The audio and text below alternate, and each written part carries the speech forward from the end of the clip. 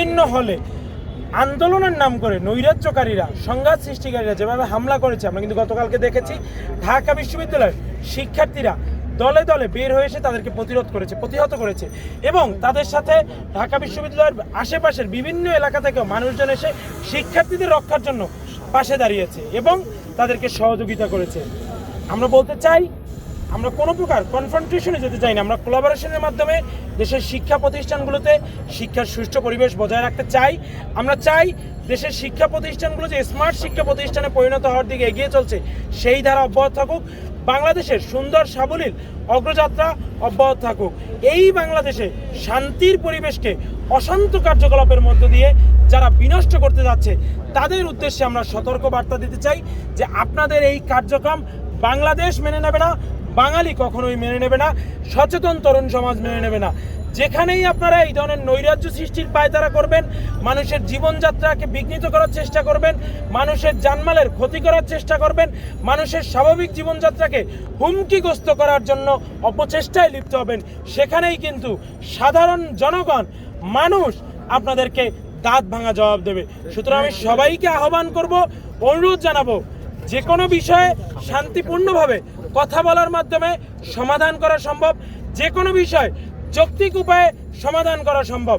তবে এর মানে এই নয় যে দেশবিরোধী কোনো অপশক্তির, দেশবিরোধী কোনো চক্রান্তের, এদেশের মূল ভিত্তি মুক্তিযুদ্ধের বিরুদ্ধে গিয়ে আপনারা কোনোভাবে এই দেশকে মুক্তিযুদ্ধের আদর্শ থেকে বিচ্যুত করবেন আর সেটি এই বাংলার মুক্তিকামী মানুষ, মুক্তিযুদ্ধের সপক্ষ শক্তি মেনে নেবে, এটি ভাবলে আপনারা ভুলের স্বর্গে বাস করছেন।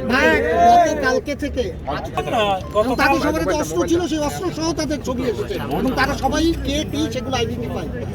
দেখুন, যদি আমরা এই ধরনের কোনো কার্যক্রম দেখতে পাই তাহলে তো আমাদের সংগঠনের নিয়ম রয়েছে, সেই অনুযায়ী আমরা অবশ্যই ব্যবস্থা নেব। তবে এখানে একপাক্ষিকভাবে বলার কোনো সুযোগ নেই। আমাদের 7 জন নেতাকর্মী, বাংলাদেশ ছাত্রলীগের 7 জন নেতাকর্মী কালকে গুলিবিদ্ধ হয়েছে।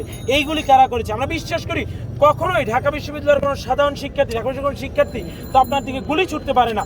তাহলে কারা এই গুলি ছুটলো? ওদের উদ্দেশ্য কি? কী উদ্দেশ্যে তারা এই ঢাকা বিশ্ববিদ্যালয়ে এসেছে? আমরা জানি দীর্ঘদিন ধরে ঢাকা বিশ্ববিদ্যালয়ে একটি লাশ ফেলার ষড়যন্ত্র হচ্ছে।